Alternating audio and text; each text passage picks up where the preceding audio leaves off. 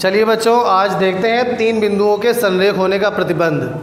पिछली कक्षा में हमने त्रिभुज का क्षेत्रफल निकालना सीखा था कि अगर कार्तीय तल में 3 बिंदु दिए हुए हैं उनके निर्देशांक, तो उनका क्षेत्रफल कैसे निकालते हैं, इसका डेरिवेशन सीखा था। अब आज हम लोगों को पढ़ना है कि 3 बिंदुओं के संरेख। संरेख का मतलब होता है कोलिनियर, एक ही रेखा पर हो। तो जैसे मान लीजिए एक कोई ये त्रिभुज है ABC, तो ये क्या तीनों बिंदु संरेख हैं? नहीं है, एक ही रेखा पे नहीं है। अब अगर हम क्या करें कि B को और नीचे ले आए, तो देखिए क्या होगा कि जो क्षेत्रफल ये है और जो क्षेत्रफल ये है, इन दोनों में से कौन सा क्षेत्रफल बड़ा होगा? पहले वाला क्षेत्रफल बड़ा होगा भाई। इस वाले त्रिभुज का क्षेत्रफल बड़ा होगा ना इस वाले की अपेक्षा। अब अगर हम B को और नीचे ले आए तो इसका क्षेत्रफल और कम हो जाएगा, और अगर हम B को बिल्कुल ही इस AC पे ही छुआ दे तो क्षेत्रफल क्या हो जाएगा?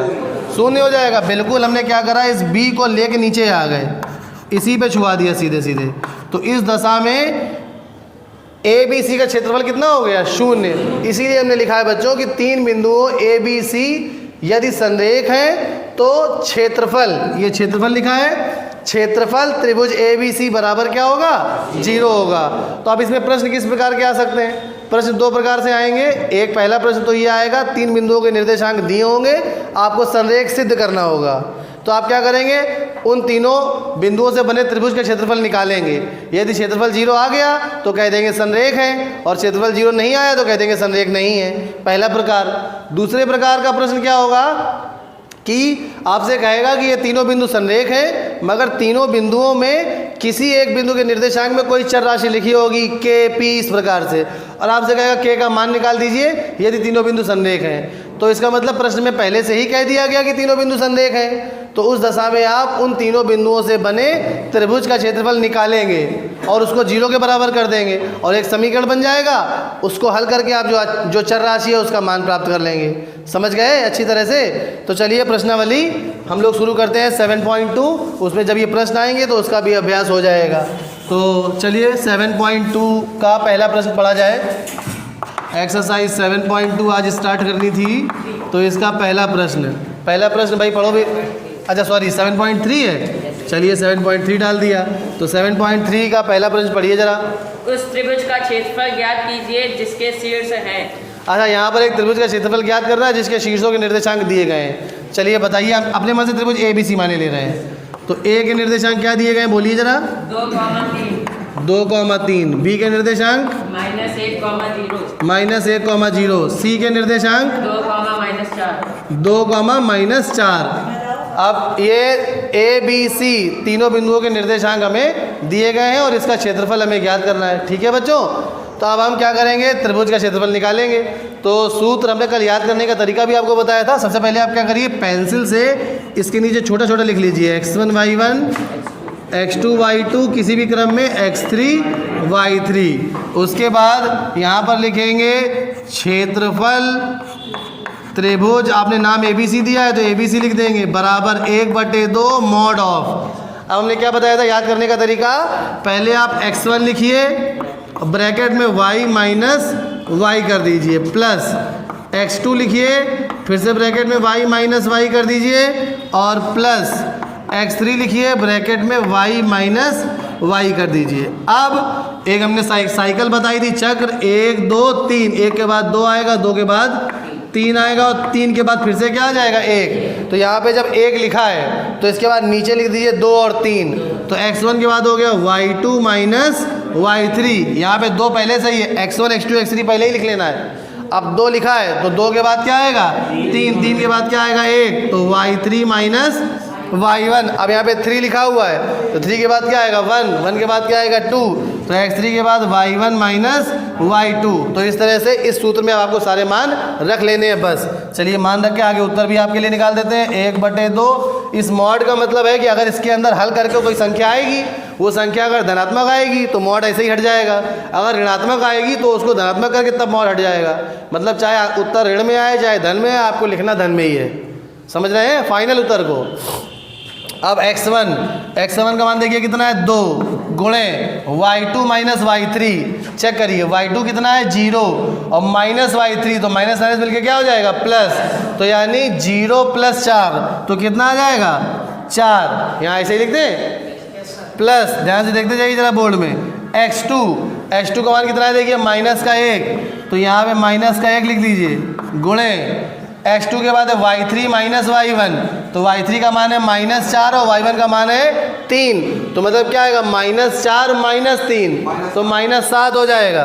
तो गुणे यहाँ पे क्या लिखेंगे -7 धन x3 का मान कितना है बच्चों, x3 का मान 2 है, ध्यान से देखिए। उसके बाद y1 माइनस y1 का मान है 3 और y2 का मान है 0, तो 3 - 0 कितना आ जाएगा 3, तो गुणे ये आ गया 3। अब इसको एक लाइन में और हल कर लीजिए, 1/2 ये मॉड ऑफ ये हो गया 4 दूनी 8, -1 और -7 का गुणा हो जाएगा +7 और 3 और 2 गुणा हो जाएगा +6। आप सबको जोड़ लीजिए, तो ये हो गया 6 का 6, 6 दूनी 12, 6 3 18 19 20, तो 1/2 गुणे अब आया 20, धनात्मक आया, हमने मॉड हटा दिया। अगर ऋणात्मक आता तो भी मॉड हटा के धनात्मक ही लिख देते। अगर मान लीजिए इसके अंदर यहाँ पे -20 आता तो आप माइनस का चिन्ह अपने मन से हटा देते, समझ रहे हैं, और मॉड का चिन्ह हटा देते। तो यहाँ पर काट दिया, जोड़ा सही है ना, एक बार जोड़ और चेक कर लेना जरा, बराबर आ गया, क्या कह रहे हो 21 आएगा, चलो 21 कर दे रहे हैं, तो बराबर आ गया 21, तो ये आ गया 21/2 वर्ग इकाई, यही हमारा आंसर है। समझ में आ गया बच्चों, कोई दुविधा किसी को? तो ये पहले का पहला भाग था, दूसरा भाग आप स्वयं कर लोगे इसी तरह से, काली सूत्र में मान रखने, कर लेंगे ना सभी लोग।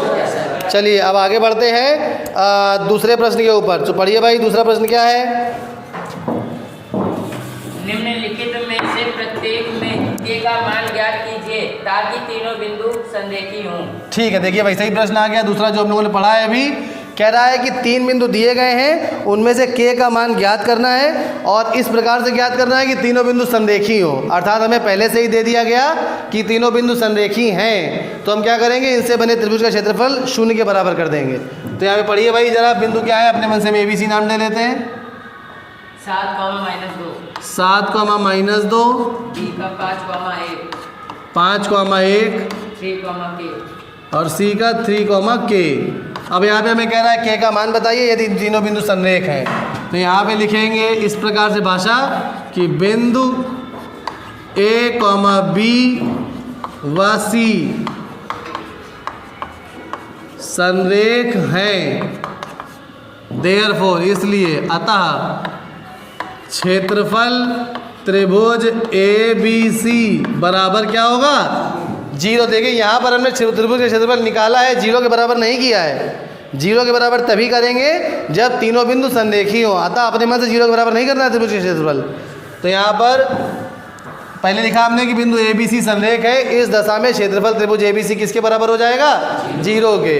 अब सूत्र लगा लेंगे सीधे, 1/2 मॉड ऑफ, अब यहाँ पर x1 y1 x2 y2 x3 y3, x1 y2 minus y3, अब आपको धीरे से फिर याद ही हो जाएगा, ये 2-3 बार जहाँ आपने करा खुद याद हो जाएगा, प्लस x2 2 के बाद क्या आएगा 3, तो y3 minus y1 plus x3 3 के बाद क्या आ जाएगा 1, तो y1 माइनस y2 और बराबर किसके हो जाएगा 0 के। समझ में आ रहा है सभी को? आज तारीख कितनी है 6/11/20। चलिए तो आगे बढ़ते हैं, अब सीधे सीधे मान रख देते हैं। 1/2 मॉड ऑफ x1 का मान कितना है बच्चों 7 गुणे y2 माइनस y3, तो एक काम और कर सकते हैं, अब 1/2 हटा दिया हमने, 1/2 उधर जाके 0 से भाग होकर सीधे 0 ही हो गया। 1/2 को उधर पक्षांतर कर देंगे तो 0 से भाग होकर 0 ही हो जाएगा, कोई फ़र्क ही नहीं पड़ेगा, बार बार लिखने की आवश्यकता नहीं है।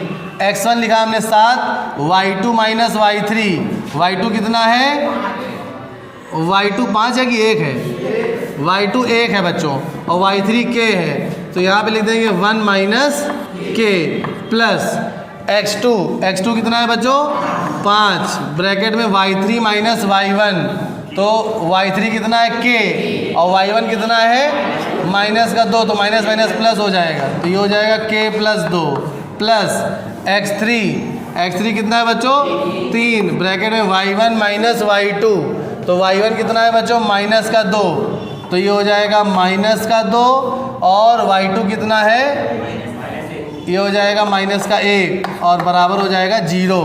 चलिए तो अब इसको और हल करेंगे, तो ये 7 का अंदर गुणा करेंगे, तो ये हो जाएगा 7 माइनस 7 के, 5 का अंदर गुणा करेंगे तो प्लस का 5 के और प्लस का 5 दूनी 10 और प्लस, अब यहाँ पे ऋण का 2 ऋण का 1 दोनों हल होकर ऋण का 3 आ जाएगा, और ऋण का 3 का धन के 3 में गुणा करेंगे तो ऋण का 9 आ जाएगा, तो यहाँ पे सीधे लिख दिया ऋण का 9 बराबर 0। अब समान पद हल कर लेते हैं, ऋण का 7 के और धन का 5 के, तो ये क्या हो जाएगा ऋण का 2 के। अब यहाँ पे 10 में से 9 घटा 1 और 7 में 1 जुड़ गया तो क्या हो गया 8, तो धन का 8 बराबर 0। अब मॉड का चिन्ह हटा देंगे तो ऋण का 2 के धन का 8 बराबर 0। चर राशि है तो चिन्हों में कोई बदलाव अंदर नहीं करेंगे, क्योंकि चर राशि का मान हमें मालूम नहीं किया धनात्मक आएगा ऋणात्मक। ये ऐसा नहीं कि मॉड हटाए तो अपने मन से यहाँ माइनस या प्लस लगा दिया, ये नहीं करना है। अंदर संख्या होगी तब ये करेंगे, अगर अंदर संख्या होती -5 तो उत्तर +5 लिख देते। अब यहाँ पे चर राशि 1 है तो के का मान जो भी आएगा उसके आधार पर इस पूरे का चिन्ह तय होगा, तो अब ये मॉड डायरेक्टली हटा देंगे। समझ में आ रहा है? तो अब आगे क्या लिखेंगे, ऋण का 2 के बराबर 8 उधर भेजेंगे, ऋण का 8, ऋण से ऋण कट गया तो के बराबर 8 में से 2 का भाग देंगे, कितना आ जाएगा 4, तो यही हमारा उत्तर है। समझ गए बच्चों अच्छी तरह से? क्या हमने करा, यहाँ पर 3 बिंदु दिए गए थे, आपसे कहा गया था के का मान निकालिए यदि तीनों बिंदु संरेख है। बहुत आवश्यक प्रश्न है, बोर्ड परीक्षा में जरूर आएगा इस प्रकार का एक प्रश्न। तो के का मान कैसे निकाला हमने, तीनों बिंदु अगर संरेख दिए थे तो हमने इनसे बने त्रिभुज का क्षेत्रफल 0 के बराबर स्वयं कर लिया, और 0 के बराबर करने के पश्चात हल करके के का मान निकाल लिया। समझ गए सभी लोग? चलिए नोट कर लीजिए फटाफट।